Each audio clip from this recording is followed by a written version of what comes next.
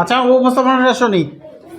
আমি পঞ্চম দল থেকে এসেছি। আমার নাম ইয়ামিন। হ্যাঁ, 1 নাম্বার, ভারত জনসংখ্যা সবচেয়ে বেশি। গুড। সিঙ্গাপুরের সবচেয়ে জনসংখ্যা কম। হ্যাঁ, বাংলাদেশের আমাদের দেশের তৃতীয় স্থানে রয়েছে। বাহ, বাংলাদেশের কথাও লিখছে, বাহ, ফাইন। প্রত্যেক দেশে কোটি কোটি মানুষ রয়েছে। প্রত্যেক দেশে কোটি কোটি মানুষ রয়েছে, আচ্ছা ফাইন।